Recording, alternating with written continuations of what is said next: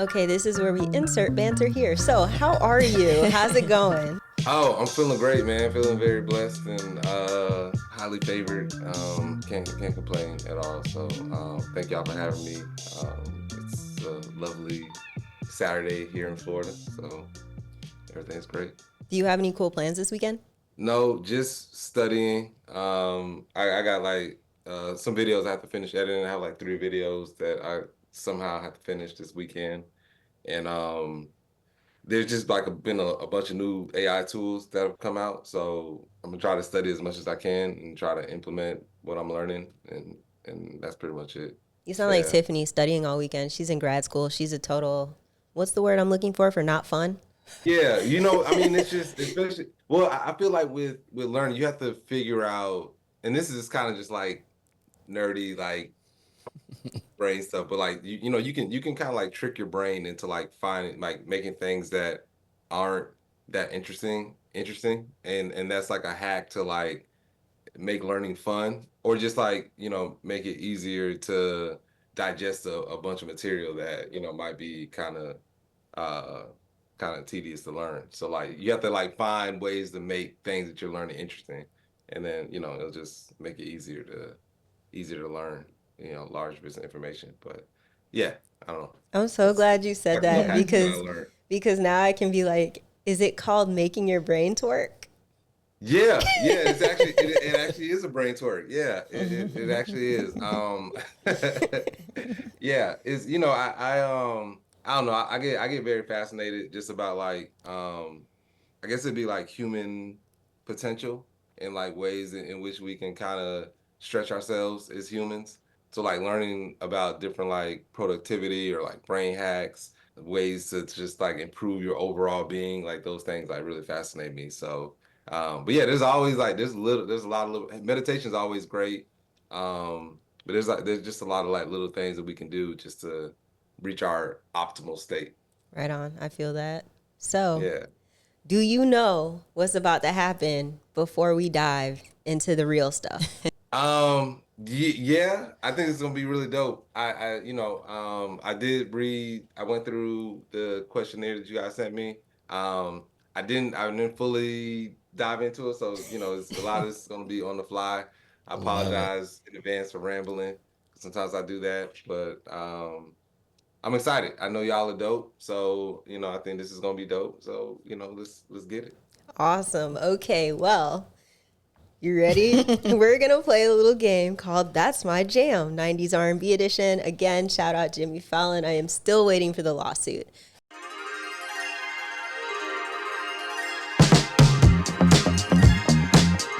Here are the rules. We are going to play 4 different songs. You either have to name. Wait, we do four songs. Okay. Yeah. I never remember the rules. So we are going to play 4 different songs. You get 3 guesses, and it doesn't matter if you name the artist or the song or both because the points are the same.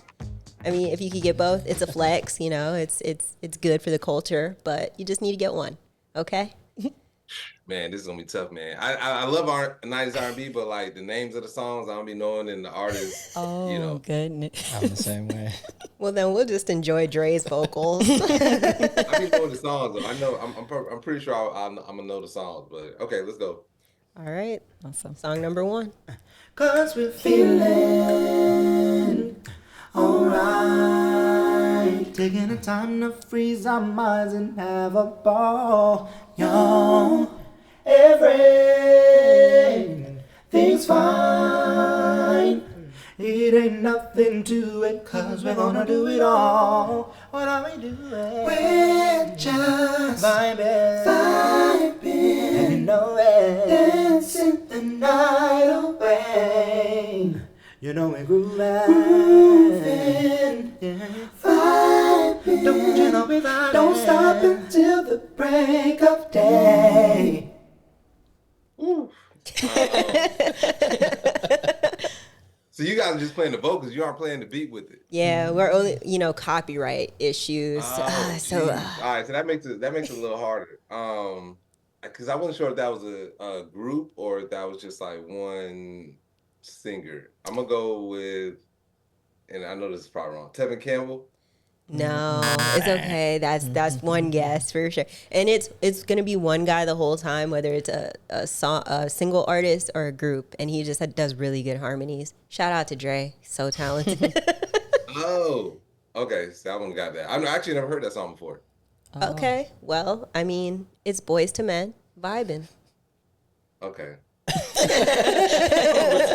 not single though. That was Dre. Like he was going solo, or that was the Boys and Men track. So no, the dude singing these songs, his name is Dre. Oh, okay. Yeah. We, for copyright reasons, had to get somebody else to do it. So Okay. yeah. All right. Oh, I got you. Yeah. He sounded really good though. Yeah, Yes, it does. he's so good. Yeah. All right. Okay, song number Song 2. number 2. Okay. I can get 75%. That's good. Sweet lady, would you be mine for a lifetime? I'll be there when you need me. He knows this too.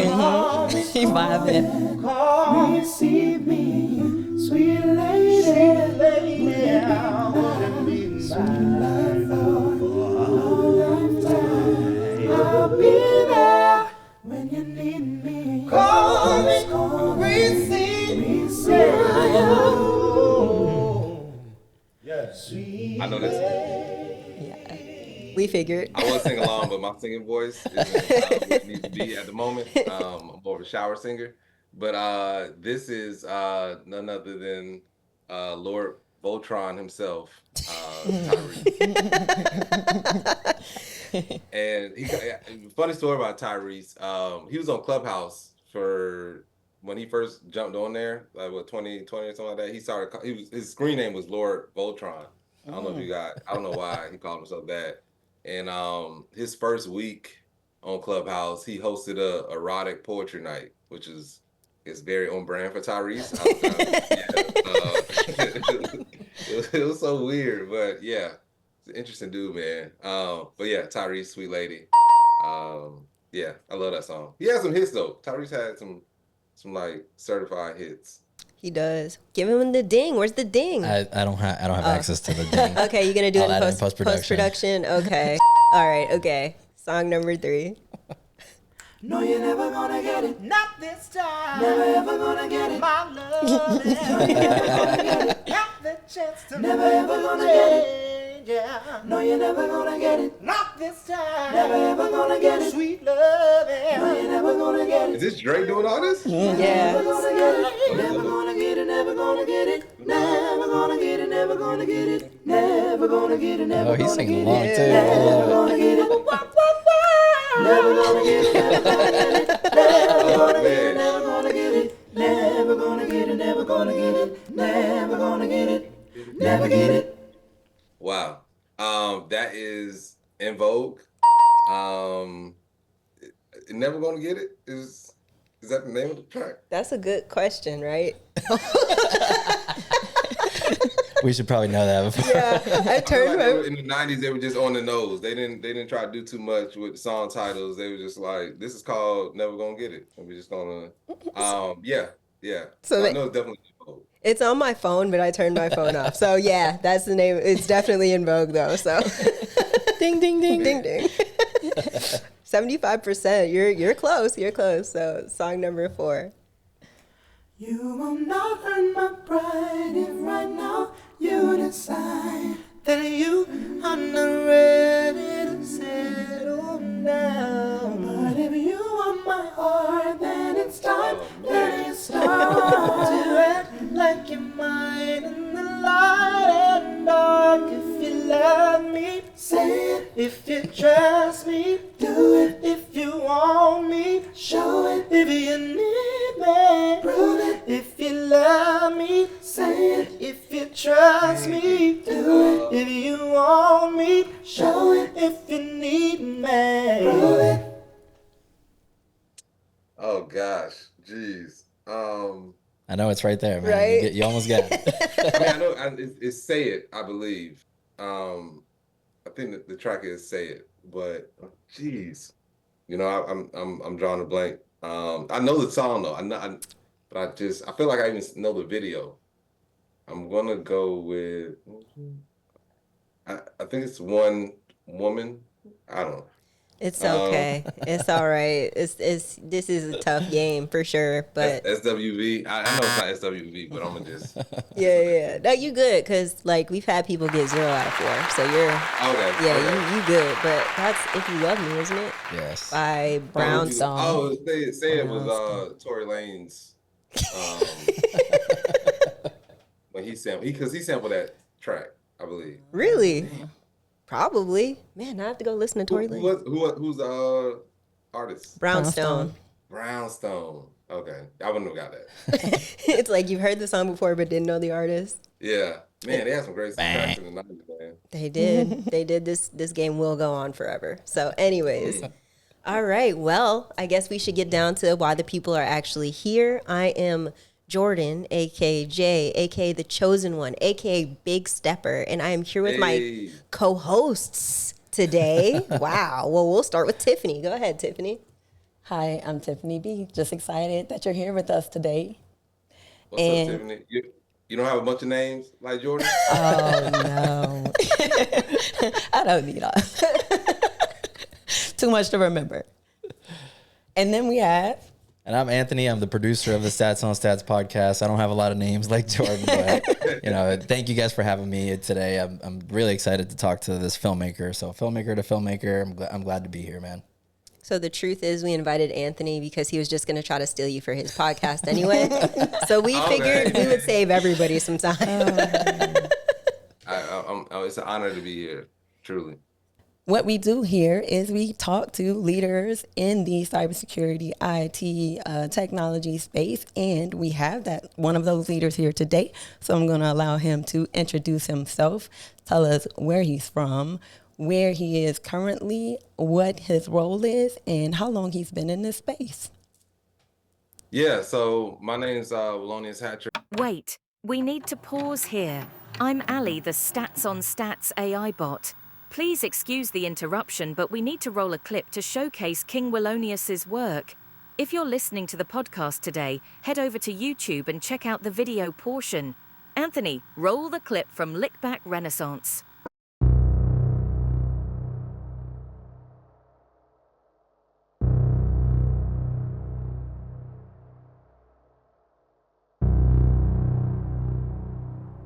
My name is Zora, and I'm a scientist.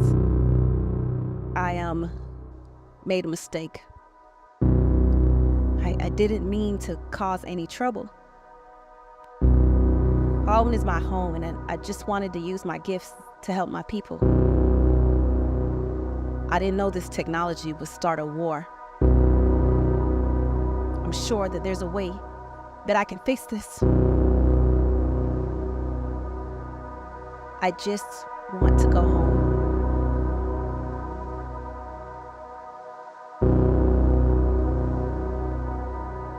Zora, you have broken the fabric of space-time. There is no home for you.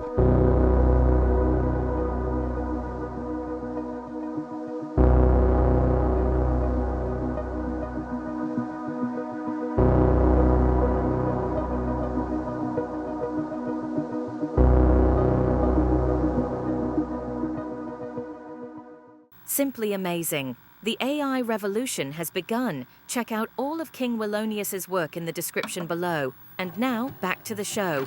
Take it away, humans. I'm from South Florida by way of Georgia. What was the other question? I'm sorry. It was what do I do or Yep. What do you do? Wait, real quick, before I mess up your flow state. What part of Georgia are you from? I was going to... So my family's in Cairo, Georgia, like South Georgia. Oh, yeah, It's like Southern Georgia. Yeah, by near Tallahassee. Okay. Yeah, I don't know. I asked because Tiffany's from Georgia, but like where she used to pick cotton, Georgia. So like, okay. Yeah, growing up. Sure they pick cotton down there as well. It did all the things. Yeah. Yeah, so okay, you're from Georgia or Florida by way of Georgia. It's weird because like so now I'm kind of like a AI storyteller now. That's where I've been, I guess, just like introing myself. But my background is like all things comedy. So started out as like a stand-up comedian, Started making comedy films and productions. Was doing YouTube for a while, like had like a bunch of videos go viral on YouTube, and then like moved out to the Bay Area and started actually making like comedy music and had some things go viral with that. I've actually had a lot of things go viral in my career, which has been very interesting. And then just started like diving into like doing more film stuff and like short films. And then just fast forward to the pandemic, and I felt like all that just kind of shut down, and I really just like focused on like writing. So like writing comedic stories and stuff. Oh, I gotta mention, I did in 2018 like learn how to code. So I went to like a coding boot camp to learn how to code because I saw this video with Sophia Robot, and it was Sophia Robot and another robot like debating the future in like 2017. And I was just like, I need to learn how to code. So I learned how to code, and when the pandemic happened, I just decided to. I was like, I felt like everything was just like going to be shut down. Like there was no more stand up, films weren't really happening. So I was like, let me learn how to write, and well, not learn how to write. I know I knew how to write, but I wanted to maybe like jump into TV writing, and then just like really went really hard with like writing scripts. So I formed like this group of like black writers. We would meet every Saturday and Sunday during the pandemic, and we would write on Zoom together. So it was maybe like 20 of us, and we would just get together, write. Some of us, the people that were in there, like had no prior writing experience, like literally, like legit, never written the script before. Some of them were, like grinding for years, just trying to like break into TV. We had two individuals from that group actually get staffed on TV shows. One of them was Bob Hart's Abishola, and one of them was Run the World. I think that's the name of the show, Run the World, something like that. But both of them are still writing now. And then a host of them got like different awards and this and that. And yeah, now I got accepted to like this writing fellowship, and that was going great. I wrote this like really dope script. It was called Call Center. It was essentially like a black office. The difference between that was it was based on a call center, but the clientele were ghosts that were transitioning between heaven and hell. So it was like really cool concept. Had like some meetings set up, and then the writer strike happened, and like everything got pretty much shut down. And then I just started making like AI films, and then things just started to like kind of take off. But prior to that, I was like really invested and obsessed with like AI. Once like ChatGPT dropped in December 2022, I was like every day, similar to what Tiffany was saying, just like studying and like wake up, like reading, documentation and just like trying to absorb all as much as I can. I'm still that way now. Just like it feels like I'm in a PhD program because it's just like nonstop. Every week, new information's coming out. You have to like study it and learn it and implement it. And yeah, I hope. I know that was a long tangent. But what was the other? Did I answer all the questions? Yeah, no, you did. You hit them. You hit them. I just wanted to say also to add to Tiffany's introduction, one of the reasons I'm personally so excited that you're here, I'm a pretty big art nerd, and also obviously I'm in tech. So us having the opportunity to talk to a person where technology and art kind of intersect, I'm over here like I might throw up. I'm so excited. Oh man, isn't that feels like to me like the best like marriage, like art and tech, like you can combine. In fact, I would say one of my favorite events that I feel like combined the two is the MIT Reality Hackathon. They do that every January at MIT. I've been doing it for the last like 2 years, but it's just such a amazing. It's my favorite event to go to outside of like Burning Man or something like that. But it's just such a dope event, and like they're focused on like XR, so like building XR experiences or whatever. But you just meet really dope, interesting, smart people. It feels like the NBA playoffs or something like that for smart people, in my opinion. You know what I'm saying? Like, because you just go there, you're there for a weekend, or it's like 4 days or so, and you're just building product. You know what I'm saying? You have a weekend to you form a team, and then you just build something, and like the pressure's on because you have to have something ready, to demo. But it's just a really dope atmosphere, and then plus it's on like MIT's campus, so it's like you feel that like it's just like historic, and yeah. But I think you guys would like that. If you like that combination of art and tech. Because like especially this year, we had a lot more artsy people. I felt like just like people that experiment a lot with music and tech, art and tech. I ended up working with a learning and touch designer. I don't know if you guys are familiar with that. Touch designer allows you to do like a lot of like immersive experiences. So you ever seen like those like art tech houses where there's like all these crazy lights and yeah, a lot of them use like touch designer. So like this past year, I joined this group. My track was like the community track. So we basically weren't competing for any prizes. We just, so our project was to hack the party, hack the hackathon, and it was something else. But I was part of the Hack the Party crew. So we built like this, like we had like these different immersive experiences. Mine was like I used Touch Designer, and we had like a webcam. So we were focused on the crowd, but then the output was like this AI experience using Stable Diffusion. So like the web camera would be on the crowd, and then we had a projector that was hooked up to the web camera, and then I can like live prompt and change the crowd into like whatever I wanted to. So I had them like Attack on Titan, Sailor Moon, and it'd be like in real time. Like it was super dope. But yeah, and like prior to the hackathon, like I had no touch designer experience. It was just like, I got 3 days to kind of figure this out, and I figured it out. So that was really cool. So MIT Hackathon, I really think y'all should, check that out next year. It's really dope. We definitely need more melanated people out there. This year we had quite a few. As compared, actually, one of the winning teams is like an all black crew. They had one white dude, but for the most part, it was like all black.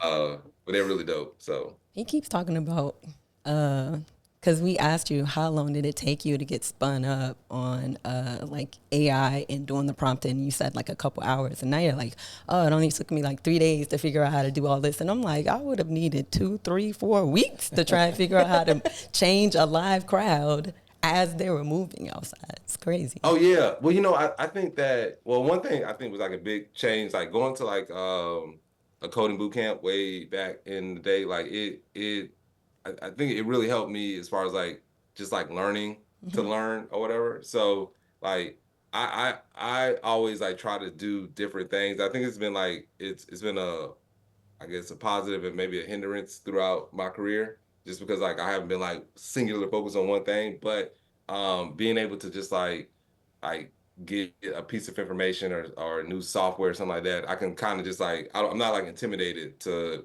like break it down and like figure something out.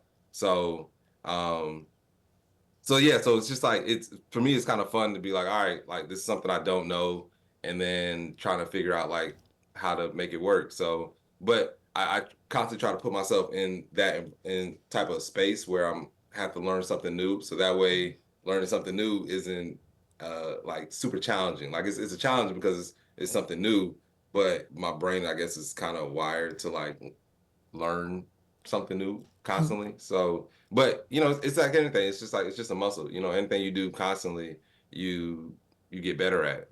But in learning, there's a really good author. His name's Tim Ferriss, and he had a book called A 4-Hour Workweek, and like a blog. His whole blog is about like breaking down things, challenging assumptions, and like figuring things out. So it's always just like trying to, as you approach something new or like a big project, you just like don't think about the whole big thing of what I got to do. You just kind of break it down in steps.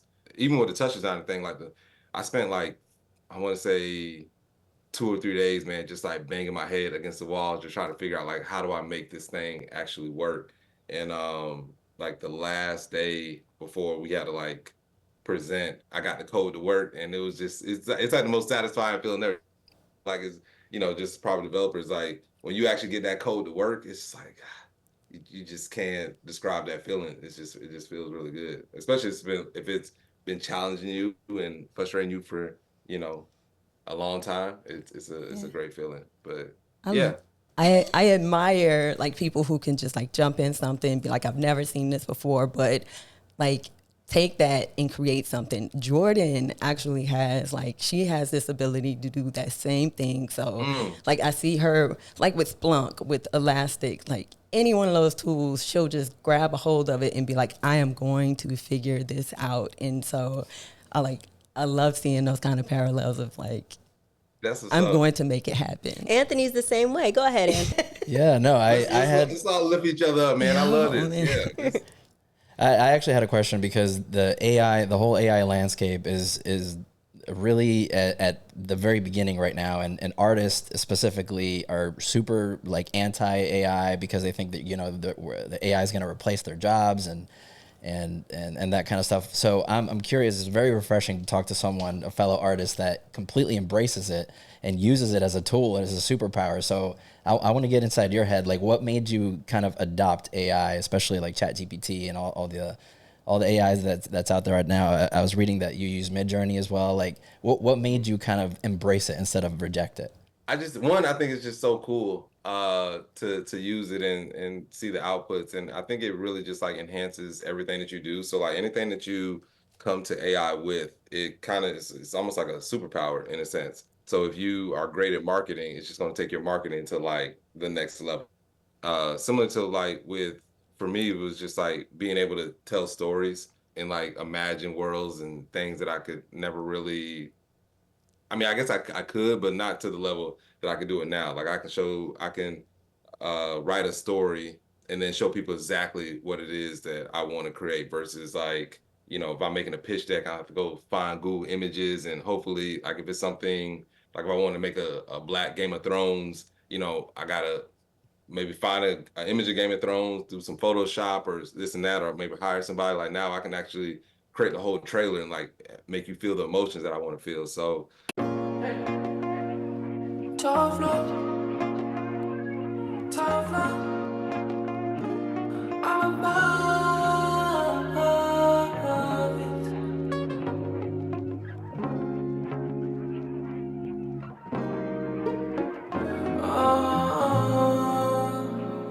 I be in my head sometimes, heavy in my passion. This is my pleasure. I know about passion. So I was just really just excited to kind of play with these tools and just explore and also I realized like there's just like patterns and like right now as these new technologies emerge, like I always feel like it's always just good to just kind of jump on them and like learn them, even if it might be a fad. It kind of behooves us to like learn these new tools, so and these revolutions that come around every couple years, so and I've seen a lot. I've seen like when I was an early adopter to YouTube, I saw what that did. I was an early adopter. I didn't jump on the Vine wave, but I was like, that was one thing I was like pissed about. But I always tell myself, I was like, whenever a new wave is about to drop, I want to be on it because a lot of times it's the early adopters that jump on these things. Like they just benefit from being, one of the first ones to kind of use these new technologies. So right now, I know that we're in that dead smack in the AI revolution, and one of the big things that made me go like all in was so I had like December I was on Clubhouse. They were doing AI rooms like every day. Like had it not been for Clubhouse, I probably wouldn't have been as invested in AI because we were on the app like I want to say at least 8 hours a day, just like because they were like, yo, ChatGPT. They were dropping like Google Docs on just like how to use it, like the best way to prompt. So as soon as they would drop it, I would like try it out. They were saying like you can write books and this and that. So like I did all that. Like I wrote books. I like put them on. I'm not even trying to sell it, but just to kind of test it out. But like wrote a book in a week. It's like this Black poetry book about it was about Black farmers or whatever. And I like made pictures and all that and like put it up. And I saw this video with the CEO of Stability AI, and he was just talking. It was a podcast, and they were just talking about AI and like what's coming and what's possible right now. And then at the end of the interview, the interviewer asked him, he was like, what would you tell a 20-year-old that's in college right now? And he was like, I tell him to drop everything and just focus on AI. And I was like, oh, bet. So I was just like, so when he said that, I mean, he could have been wrong, but it just, for me, I was just like, all right, I'm just gonna focus on AI. So like everything that I was doing, I was like, how do I implement AI. And then if you really messed around with ChatGPT, you just kind of know the power of it, as far as like you can pretty much write anything that's like able to be written, you can do. So whether it be a blog, a book, article, like you name it, poetry, like whatever it is, it can write it, and it's only gotten better. Now it can do code. I built man, I just mess around so much, but like a crypto token. I was like, Web3 it was kind of not as popping at the time, just because all the stuff that happened with NFTs. But like, I was able to like create things that I would have had to pay people for maybe in 2021, when all the Web3 NFT stuff was happening. I was able to do that within ChatGPT. And I was like, this is crazy. So like, it just made me feel very like limitless as far as like what I could create, So that just had me, I just felt I was like, yeah, I'm going all in with this. And, at the time I was still doing the writing fellowship, and I think this is around like, I guess February, March. So I was still writing scripts and, kind of preparing for like all these meetings that I was going to have with these agencies, but I was spending the majority of my time with AI. So I just was like, yeah, I gotta just, keep going with this like full force. And then the writer strike happened, and that was probably the best thing that ever happened for me. Like the writer strike, so crazy. But because then it just like, I wasn't scatterbrained. It was just like all AI now. So. Yeah, I always say that AI kind of, especially for artists, it kind of fills in the gaps, right? Because one artist can't do it all. So if especially for independent filmmakers that, it's very low budget, I can't afford to hire a professional writer and all that stuff. So it kind of fills in the gaps of all the skills that I don't have. So it's kind of an equalizer. So now I can compete with the bigger studios. You made such a great point, man. Because I have a lot of friends that are like in different disciplines within art. And, sometimes we just get on phones and just like, I guess vent our frustrations as artists or whatnot. Because sometimes, as artists, it feels like there's sometimes these barriers that to just, break through. And one of the big things was always like the pitch deck. And, people like, oh man, like I love your work, man. I just need that pitch deck, man. You can just give me that pitch deck. And I'm like, and it just felt like it was just a way for them to like kind of push you to the side, because they know that most artists don't know how to make a pitch deck, or that's not our expertise. It's just like, I make art, I don't make pitch decks or whatever, but that was such we used to laugh about it. It's just like, man, if I could just get that pitch deck, man, like I believe in you, you're gonna make me so much money, but I can't do nothing until I get that pitch deck. Like, come on, man. So, but now somebody asks you for a pitch deck, you can have it to them in a day. You know what I'm saying? Like, so like all these different things that people would try to put up as a barrier. I need a business plan. I need an executive summary. I need, a budget or whatever, these forecasts, whatever. Like you can get that done very simple, very easily. So I did an article in Wired where I said like AI's reparations. And I said it as a joke, very casually too. I do. It's in a form, and they made that the headline, by the way. They made that the article. And I was like, "Yo, this is wild." And I saw a video online, but this guy was going in on me for like 30 minutes. He's just like, wow. He's part of the. I want to say it's not ADOS. It's another form of like one of the people that's like fighting for reparations or whatever. And like he was like going in, I was like, damn, like he is cooking me, and it was hilarious. But I was like, it taught me though, man. Like it gave me so much perspective on just like internet people and like how people can just like kind of like run with a narrative, and you can kind of paint somebody as a villain or whatever whatever you're trying to do towards me or whatever. So I was just like. People, man, like, I just be like, look, it is what it is, bro. Like, I know who I am. But I thought I was very interesting, man. Like, just the way that, I was like, did I make it? Like, I got haters now? So that was cool. I got my first time. Like, this guy, it was like 30 minutes. Like, he talked about me. And I was like, that's wild. You could have been doing anything. You could have learned AI in that time. That's tight. Well, congratulations on your article, by the way. We all read it. It was so good. Yeah, oh, appreciate it. Yeah, but everything in that article though, I think it's very important for just like melanated people, man, for us to like learn these tools. You know, whether we choose to use them or not, we can't avoid where we're at right now within history. You know what I'm saying? Like we're in this AI revolution, and it's only going to get better. So like the AI films that I'm making now, like this is the worst they're going to be, like legit.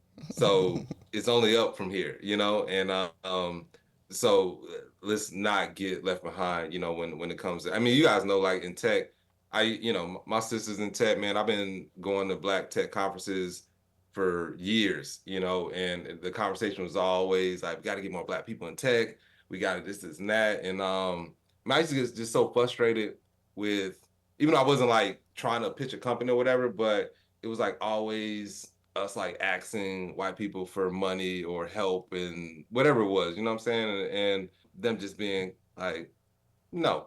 And you know what I'm saying? It was like, man, and you know, we've had so many meetings or panels and forums and articles written about about why they should help us and this and that. And, you know, I just feel like now, even though we're not necessarily like creating all these like, you know, AI platforms, we can though, you know, like there's a lot of open source models and you know, we can kind of be on the forefront of this as well. But yeah, as far as like AI, man, like I tell my writer friends, a lot of my writer friends, once they actually mess around with AI, then they're just like, oh man, this is so dope. And I was like, I told you, like, That's the thing. Yeah, people just don't understand it. And I was talking to Tiffany before we started here, is that in the next 5 years, there's going to be a huge gap of people that embrace AI and people that don't.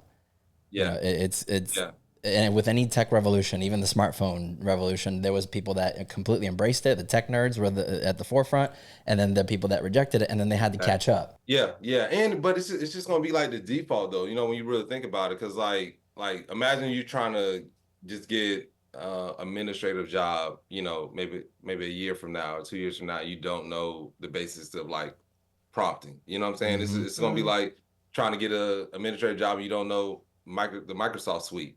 He's like, you don't even know Excel. Like, what can you're the best person ever, but like, what can I do with you? You don't know how to I can't help you.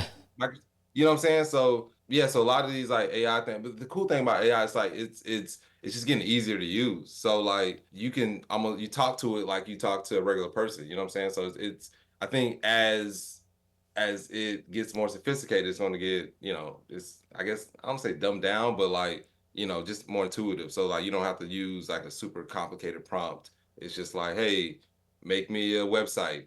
All right, boom, it makes the website in seconds, you know? I'm like, okay, I will say this. Like, we talked to you in the sync prior to this, and like we've said in our other podcasts, I've been the one kind of like, I don't know about this Chat GPT thing, so I have nothing. But we synced with you, and just you are so just passionate, right? I could hear it over the phone. We were on the phone or the Zoom. I could hear it in your voice, like just the excitement and the happiness you had about what this can do for us and our ability to just grow, right, by using ChatGPT. I'm telling you, on my computer, I have now ChatGPT. I created an account. I ended up putting it on my telephone, and it is honestly is just how passionate you were over that call. And then this week I went to see my family, and I spent the whole time telling them like, look, you can make a logo for your music. Watch, let me show you. I don't know nothing about prompts, but I'm figuring it out as I go. And I'm appreciative for that passion that you have. And I want to be able to kind of share that with the people who are listening today. So how do you get them started? Like, give us a rundown of like, start here, do this. This is what you need to like look at to figure out how to start off in in AI. Okay, yeah. I mean, I think Chat GPT is a good starting point. Or with that whatever large language model, because I know they got like Claude 3s out now, which everybody is claiming to be like the Chat GPT killer. Yeah, But it's really good at script writing. I've tried it a few times. Yeah, Wait, what's it called? yeah, I like Claude. ChatGPT. Claude 3. Like I said, Gemini is one. Gemini's free. Bing, I think, was it Bing Chat or whatever? I haven't really used Bing too much, but like, but Gemini's free, even if you don't want to, whatever. But like, with ChatGPT, you get started with that, and then so the thing about AI is it feels like it's like two sectors of it or whatever. And I noticed that like on Twitter, it's like the creative side and then the more technical side. So the more technical people are dealing with like, chat, the large language models, maybe some open source stuff. Then the creative people are dealing with more like mid journey. They want to figure out like how to make AI art and all these different things. So depending on where you want to sit on that, and they don't seem like they interact at all. Like it's like I'm over here, you're over there. I try to be in the middle. I want to learn both sides because they benefit. Like if you can figure out both sides, then like you're like golden or whatever. But say you just want to be on the technical side, you want to deal with your business and all these different things. I will definitely learn ChatGPT because it feels like it's like the Swiss Army knife of AI tools, and then just like learning different ways to prompt. And the main thing I say was like when you're thinking about like prompting, it's not so much like the specific prompt, although there are certain prompts that I guess can get you better results. But it's really more so about like being purposeful about what it is that you want, and then asking the right questions. Just like in life, like I use the analogy of like, remember a couple months ago, everybody was like, do you take dinner with Jay-Z or the $100,000? And people, it was a big, discourse with people trying to figure out like, do I take the money or the dinner? And I was like, look, if you don't know the right questions to ask Jay-Z, take the money. It doesn't matter, if you just gonna ask Jay-Z about like, hey man, like, what is it like to be married to Beyonce? Take the money. And don't waste your time just to get the money, So it's the same thing with these like large language models. Like they're only as good as the questions that you ask them. You know what I'm saying? So with ChatGPT, it's legit the best assistant in the world and like the best mentor in the world, all in one. So think about that when you wrap your mind around that, like all the like the tasks that you kind of want to figure out, like how do I do this or how do I do that? You can ask it. So like I actually and then within ChatGPT they have they upgrade model where you can they're called custom GPTs where you can make a custom model based on whatever it is. So I have a mentor GPT, I have a screenwriting GPT, I have basically everything that I don't want to do.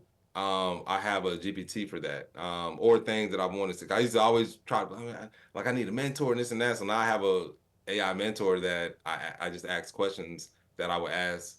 If I'm like, oh, okay, I want to get with somebody on LinkedIn or whatever it is, I just ask them that. So like, the main thing is like asking the right questions, knowing what you want to do. So, for example, you guys have this podcast here. You're like, okay, how do we scale this podcast up to whatever level you guys want to take it to? I would put in all the information on this podcast, everything that you guys probably have on your website, your target audience, your figuring out like where you want to go in the next 5 years, and then put that into the AI and start asking the questions like you would have a meeting with. Write this down. Yeah, I know. Write this down. I got it. I was looking for my phone. Yeah. So you would ask the questions like you would be talking to I don't know who's the man, the Michael Jordan of the podcasting world. Basically, like you're sitting down with somebody that can potentially change your situation with this podcast, and then just start asking them questions, and then ask it to give you like a roadmap and develop like what's your marketing strategy, develop a 5-year plan or a 1-year plan, and figure out like the content and who you need to reach out to, and who if you need to get sponsors, like create the sponsorship deck and create the question, like do all that, all the things, all the above. Everything. He was listening to our conversation before he got here. We were literally just talking about that, like how to scale the podcast. Yeah, that's how you use it though. And that's what I meant when it's like when I say reparations, you know what I'm saying? Like it's just like now you are empowered, you know what I'm saying? Like you don't have to like try to sit on the sidelines and try to figure things out.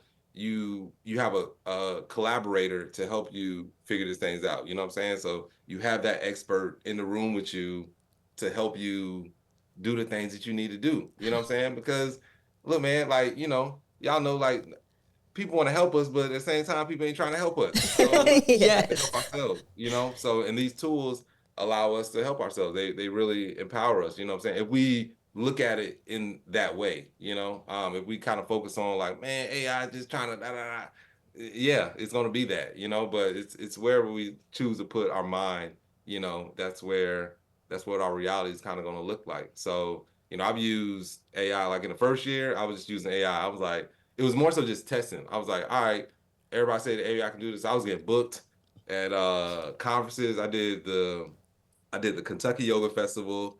I spoke at ETH Denver. I spoke at like 2 AI conferences in DC. One was the Gov AI Summit. One was the Voice and AI Summit.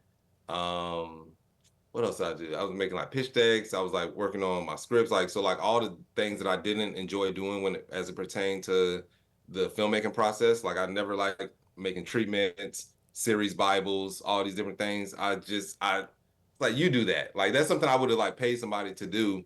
I was like, I don't want to write treatments. Like I just want to write scripts. So I would take my script, or take the log line, this information, and I was like, all right, now create the treatment. And then it gave me that outline, then I can go back and tweak it, So, when I say like, hey, I'm not expecting AI to do everything. Like I still have to add my own creativity or my human element to it. But like the things that I don't want to do, like there's an AI for that. So that's why I approach it. So but yeah, all the things within your personal life and your business life and creatively or whatever, like, have use AI as a collaborator to help you figure out that process. That way you can spend more time doing the things that you want to do. Like, I'm just a believer in delegating and like not, wasting time trying to figure out things that's not your uh zone of genius. So, make the AI do that. That's kind of how I'm looking at it. And that's what I just try to preach to people, man. Like I just really just try to like get people, help us get to the promised land, like Moses and Pat Riley. But yeah, man, that's it. I also want to say, so I did on Mother's Day of last year, my friend he wanted me to do some stand up at this event. And it was just like, he booked out this like venue and it was like, come do. And then when I got there, I was like, this isn't a stand up conducive event. But it was just like a lot of just like mothers and like aunties and like people and I was like, all right, look, I can try to tell y'all some jokes in this thing, or I can show y'all something like that I think is a lot cooler. And I was like, if y'all allow me, I was like, pull out your phones. And they all pulled out their phones, and I was like, I want y'all to go. And I use ChatGPT, Midjourney, all these things on my phone. Mm-hmm. Like when it's time for me to edit, then I'll get on my laptop. But for the most part, I'm using my phone 90% of the time. So I was like, take off your phones. I want to show y'all and go to this website. I want y'all to sign up. They sign up for ChatGPT, and then we just went through it. And I was like taking questions from them. A lot of them own businesses, and I was like, look, this is, I pretty much set them up with their business. I was like, let's figure out like how we can optimize your business using these AI tools.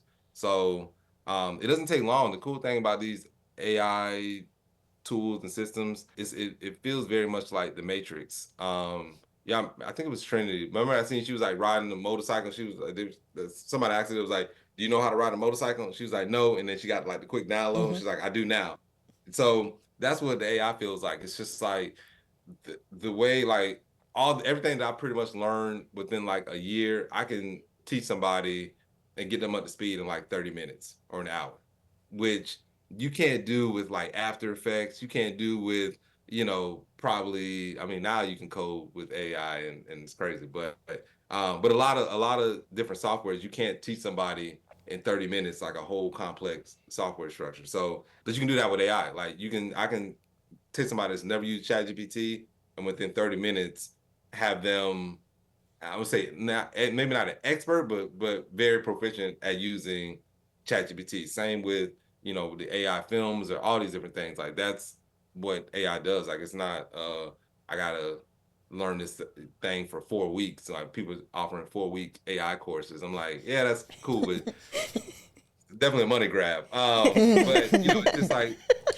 it is what it is. Hey man, make some money, do what you gotta do. Like hey, whatever, you know what I'm saying? Somebody's willing to pay for it, whatever. But yeah, it takes 30 minutes, man. 30 minutes an hour, you can get up to speed. You can be off and running. Like you don't need to spend 8 hours a day. I spend just because like I'm trying to digest all the things, but to just get up and running, just download it.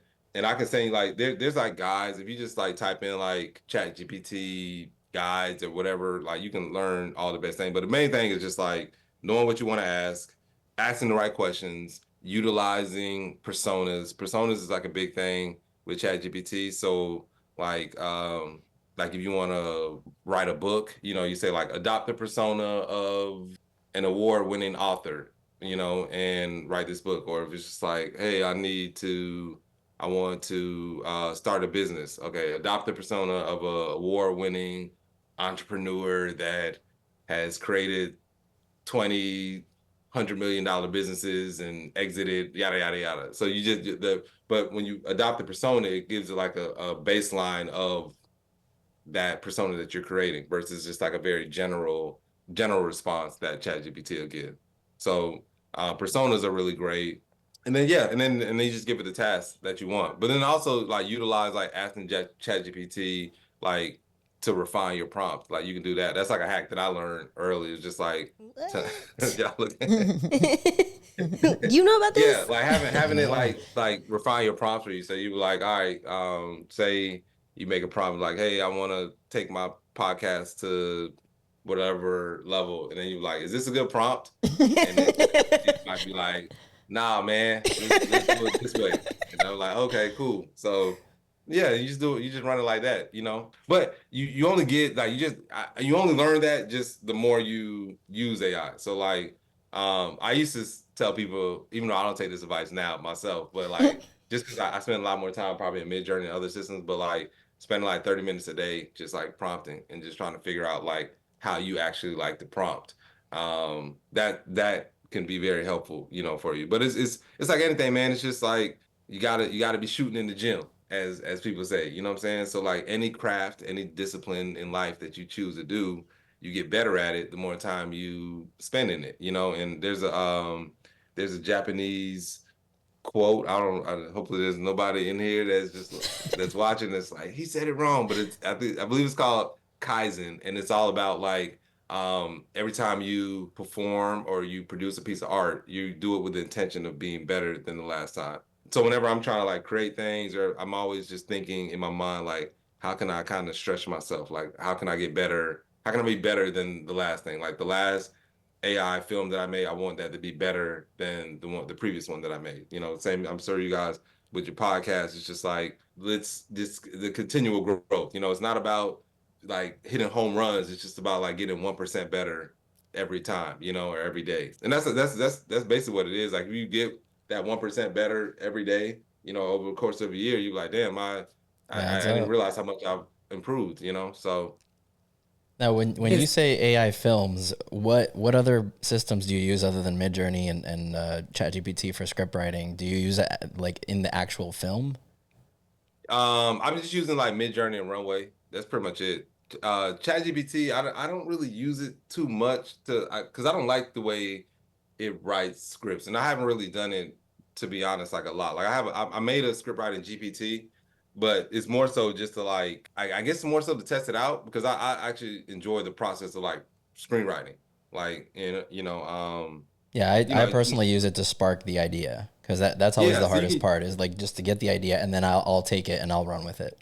So I've done that as well. But like the actual process of writing, man, like you write as well. So it's just like I really like writing because writing to me is like it's like a spiritual process in a sense. You have these like characters, and I don't really know. Like I've studied spirituality and this and that, but like I don't know where the imagination actually exists. In your mind, you're just like it's up here or wherever. But like when I'm writing or I'm like, I actually prefer to write by hand versus like typing. But it's just like your mind just kind of goes somewhere, and then you just see these characters just doing things, and then all you gotta do is like write it down. Like so you're not even. It doesn't feel like I'm crafting these things. That's why I was just like I get the glory to God because like I don't know what this is, I don't know where, but it's just so you're just seeing these things happen, and then you're just like transcribing it. You're like, okay, then that happens, and you can kind of like input something. Oh, I want this to happen. And then it just starts playing out. It reminded me. I didn't watch the full name, but American Fiction. I was watching it. Yeah, it was. I only got to half because I was watching it on the flight yesterday. But the way that scene when he first started writing, the guy, I don't want to spoil for nobody, but it's very much, it's just like that. Like that. And when I saw that, I was like, that's my process. It's literally so you're just kind of sitting back and you're just like, things are just, and you're just like, oh, okay. Oh, and you're literally just writing down what's happening. And you might insert a line here and there, and then it just takes it on a whole another journey. So I don't never want to stop that process for myself, whether AI gets so good that, I mean, eventually it's probably going to be so good that that's all you need to do. But for me personally, like, I like that process, but I'm just like creative. Like, I like anything I can create. Like, it just fulfills me. So, similar to the pandemic, when I went to writing, even though I wasn't able to like physically perform in front of people like that, like the act of writing scripts was great. And then like I started making audio dramas on Clubhouse, and I did like, I would make one like every month. I did like 18 of them, but they were so dope to make because at least on Clubhouse, like I was able to get like real time feedback. So I would write and produce an audio drama, and then like immediately afterwards, people would tell me about something that I just produced. So it was like almost like that almost very similar to stand up where you get that instant feedback. Like I wouldn't get that just making a film and putting it, unless it was in the theaters or something like that, but just putting it out online. People leave comments and they be like LOL and this and that, but like, how many people really LOL when they type something? I would like to know, like, what do you know now that you're like, oh man, if I had known this 2 years ago or 20 years ago or whatever, like, what is something you know now that you wish you had known back then? I would say, okay, so I would definitely just say, I mean, I kind of do these things before, but I think consistency is king. Like that just trumps everything, man. Like, and again, this goes back to just books that I've read. One of my favorite books is just like Think and Grow Rich, and it just talks about what was it? I hope I'm saying this right. Cosmic Habit Force, I believe it is, about just like being consistent. So yeah, it's just like when you're just consistent, you just do, like, it's just like the universe just says like, all right, man, I see you working. Like, let me give you that little push, that little boost, to do what you need to do. So, but it's all about just like, I think it's just the mindset of just being like, just working and trying to get better. Like that's the attempt. The intention of, because you can work hard, but like nothing will happen because you're just working hard. And you're just working, but you're not trying to improve. You just kind of just put your hours in or whatever. But one thing I would say that I've noticed is just like that's probably been one of the biggest revelations. Is just really just focusing on what you need to do, being very process oriented versus results oriented. That's been the biggest game changer for me, like in these last whatever type of months, where I just made a decision and I was just like, I'm just gonna do this AI thing, and I'm gonna make a video every week, and I don't really care about the results. I'm just doing this to get better, and I'm gonna make sure I put my work out. So make sure you put your stuff out, because if obviously people don't know that you do something, you're just the artist in the room, practicing by yourself, which is great because you might get really good, but nobody might not ever find you. But that's been a big thing for me, man, where it's just like I stopped, not to say I was ever like really chasing anything like that, but like now I'm very like, I don't know exactly how this works, but the way it feels like to me in life, or just the universe, whatever, it's like when you stop chasing something, it seems like it chases you. So yeah, so like once I stopped like caring about like results, and just was more focused on the process. And even like, some of the people that have hit me up, maybe 2-3 years ago, they would, oh man, this is about to be it, like such a, now I'm just like, okay, cool. Like they were like, oh, well, so and so, like some pretty big name people, And I just be like, cool. All right, well, let me know if something's about to happen, 'cause, you know, whatever, man, I got the video to edit, like, you know, that's so, but it's really like that. Like, I'm really just like, it's not, you know, very grateful. So it's not a situation where I'm like ungrateful, but I'm grateful, but I just know that it's just a byproduct of what I've been doing, you know, like if you operate at a certain level, like kind of like raise your standard in a sense, then everything almost like has to like match your reality, you know. And I hope that makes sense. Yeah, no, it It's does. I like that. yeah. So it's like you know, prior to how long you guys been doing this podcast? Since December 2023. Okay, so you know, it'll be like a year pretty soon, you know. But there was a time when you didn't do podcasts, so your life, you know, your thought process, like everything was so much different because you weren't doing podcasts. But now that you're in it, you wake up thinking podcasts. Your preparation, your everything in your life has kind of changed because now you're in it in this process of doing a podcast. You know what I'm saying? Like you're doing research now. You're buying equipment. Like you're doing all these things that people do when they have a podcast. And if you just keep doing that, you're just going to keep rising within this genre because that's your process. So, and that's really what it is. It's just like you just keep going, you keep getting better.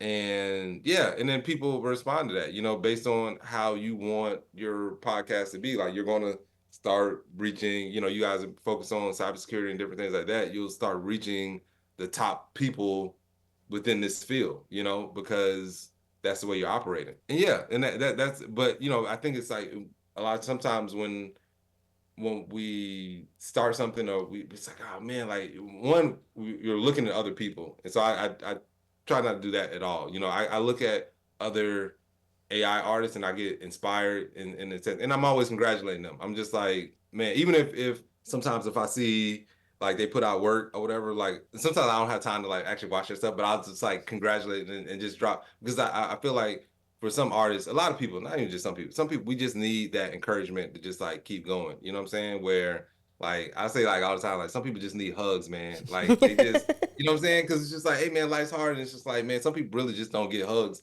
at all, like from anybody. You know what I'm saying? So like that little encouragement might keep somebody, you know, from the stream, but just like jumping off the edge. You know what I'm saying? Or just like that little thing to keep them going. And you know, they didn't get any comments, and it's just like somebody acknowledged them. So, but I apologize for going on a tangent. But one of the things, the biggest thing I learned is just like be very process oriented, and then just stay the course. Like be consistent. Like raise your standard, you know, to the highest, however you feel that you need to be operating, and then just always focus on that end goal. But that's one of the things I learned when I did the Clubhouse creator program. It was just like I always just like focus on the end goal, because so like for that program I had to create an 11 episode audio drama, and I had to make a new episode every week. So I had to write 30 pages, produce it, cast it, all these things within a week. So when Sunday hit, we did a production on Sunday. By Monday, I had to start working on the next script, and then by the next Sunday, I had to have a script done, all these things ready. I remember telling everybody at the beginning of the process, I was like, because when they actually accepted, I just put it out there. I didn't know they were actually going to accept me, and I was like, man, this is crazy. Like, you know, that kind of fear kind of jumps in, like, yo, how am I going to actually make 11 episodes of this thing, writing 30? I've never written, you know, 30 pages in a week before. Like I've actually never even done that before. But what I told myself, I was like, it was two things. I was like, one, I was like, you know, we got 11 weeks.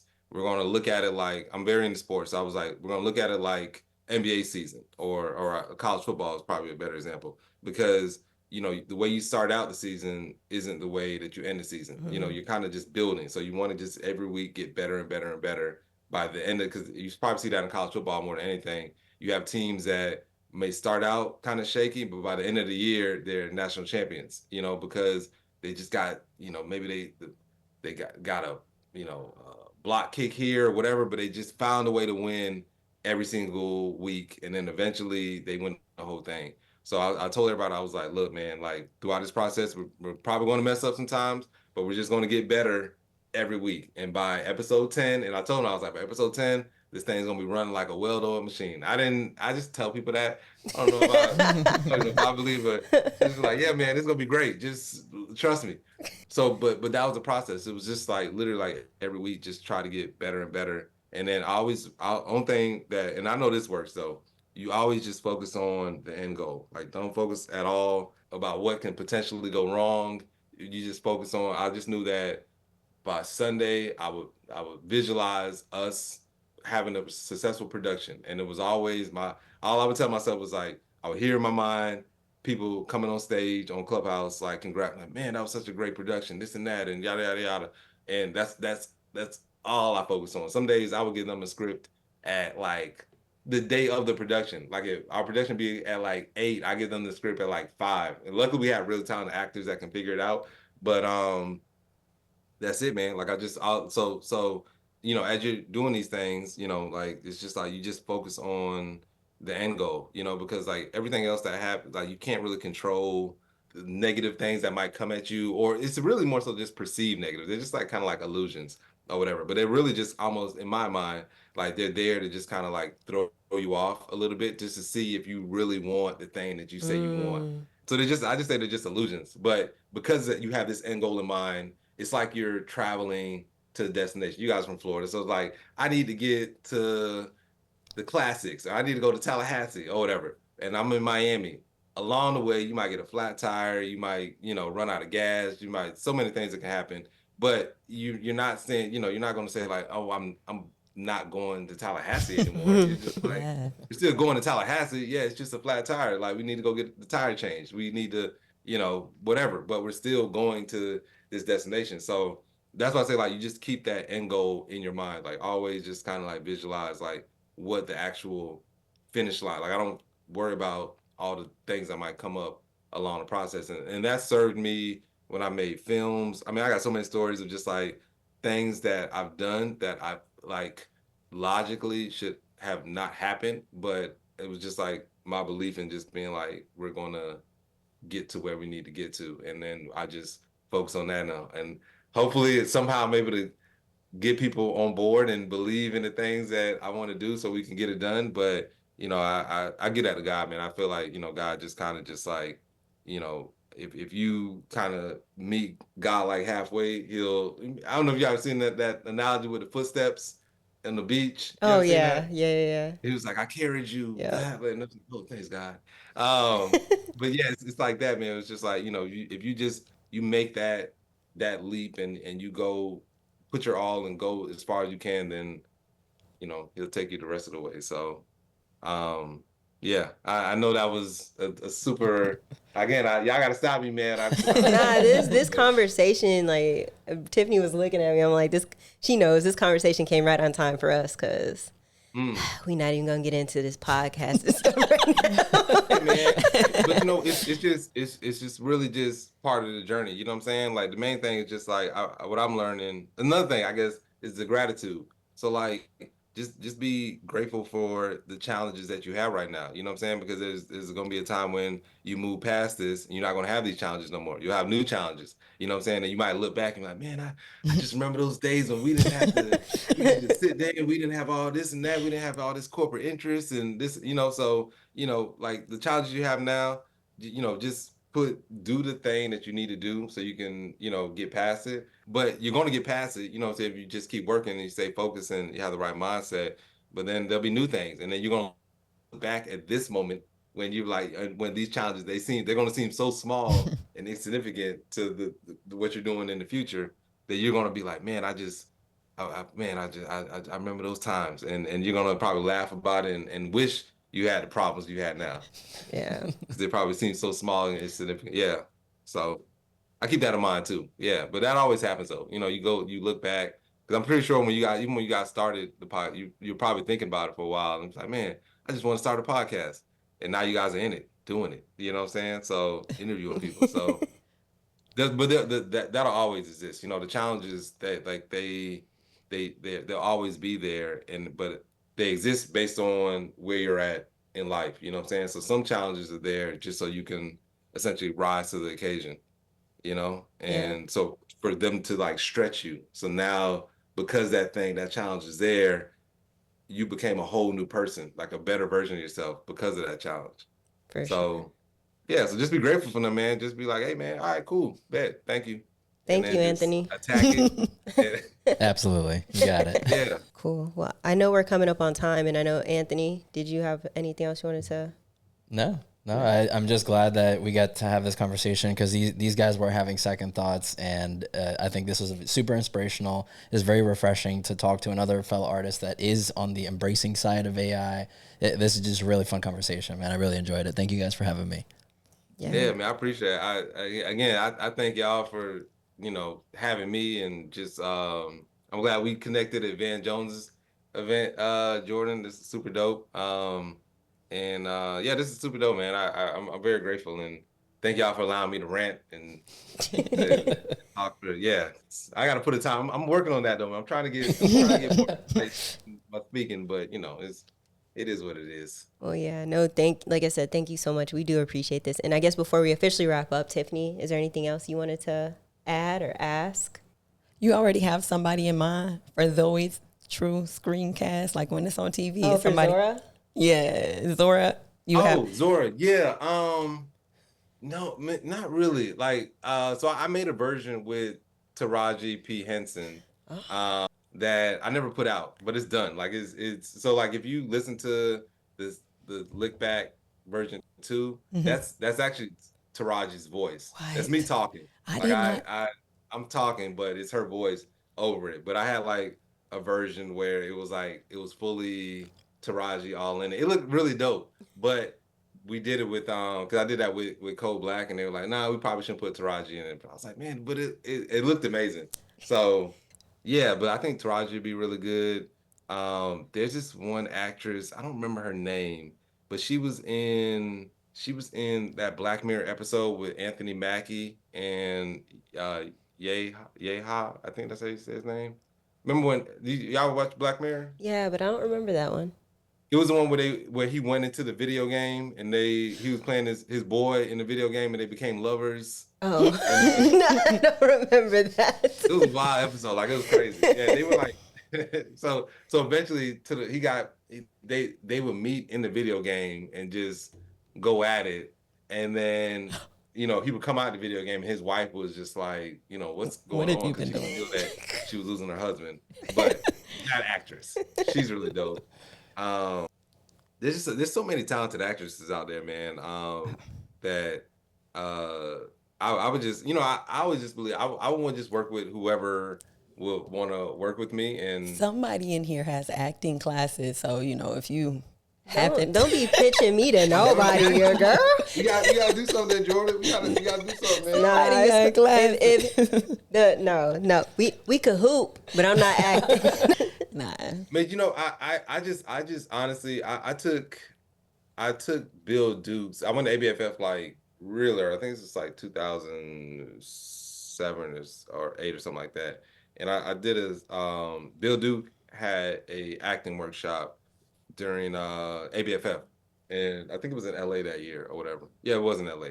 And two things, like, this is just like changed my life actually. And Bill Duke, if you guys can ever interview him or talk to him, I always say, like, you have to talk to Bill Duke, because he's one of those like elders that you just have to talk to him. He just has like this wealth.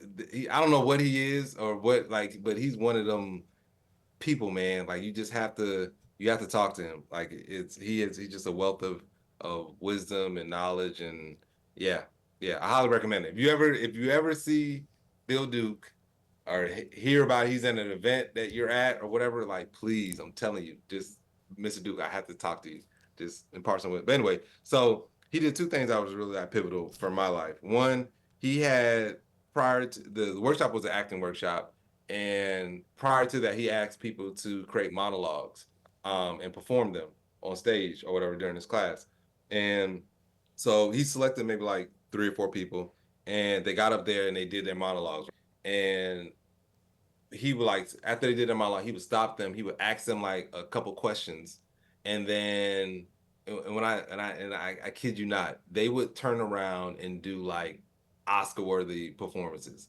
Like, it was incredible to see. And I was just like, and he was just asking them questions. Like he was just, asking them questions about like how they're feeling and whatever it was. I don't remember what it was, like the type of questions, but that taught me or showed me that like everybody has this like genius ability within them. They just need somebody to kind of bring it out of them or see it in them. So I was like, so that was like super profound. Like the way I was like, because I'm sitting there like, how did he do that? Like how did he? Because again, these people they were actors. They had prepared prior to coming there. They were ready, and they did good jobs for the most part. When they did it the first time, but he just asked them and he did it like 3 different times with different actors. So it wasn't this one thing, and he just it's this one actor. They just kind of so that was really profound. And then the second thing was he said this quote, which this has been my life quote since then. He was like, "What you blame, you empower," and that's been like my life philosophy forever. So he was just like, what you blame, you empower, and it's like in life, if you choose to blame other people, whether it be relationship or whatever, it's like, oh, this person did this and that. And, it's better to blame yourself and empower yourself. So, it's just like, say it's a relationship, instead of saying like, this person is this and this person is that, he's like, maybe you put a blame on yourself. So maybe I should have saw whatever signs, or I should do this and that. So I always look at like that when it comes to anything, my career, whatever. It's just like, instead of me being like, oh, these people aren't doing this for me or that, you just say like, well, you know what? Maybe I'm not working hard enough. Maybe I need to work smarter. Maybe I need to change my process up, So that's always been like the biggest thing for me. Like, what you blame, you empower.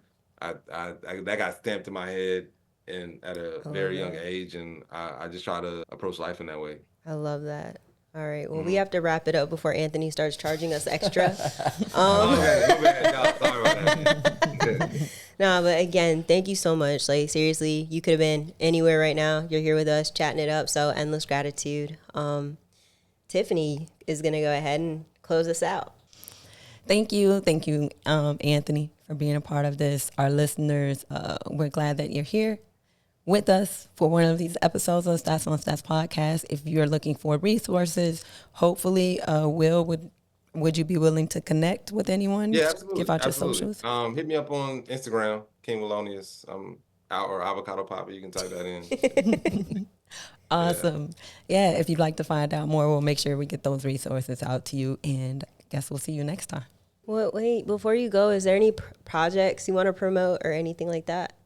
No, I mean, just follow right now. Just follow me on Instagram. I'm working on some stuff, but I don't know if I can talk about it yet. Okay. It's weird because I think I'm in that space now. Where it's like, yeah, I got stuff, but I can't talk about it. But yeah, I think I can't talk about it. So Okay, so this is the first and last conversation we'll ever have. Got it. He about to blow out. Y'all awesome, man. Honestly, anytime y'all want to have me back, like I'll be more than happy to do this again. Like, 'cause this is really awesome. So I appreciate it. Awesome. Well, thank you so much.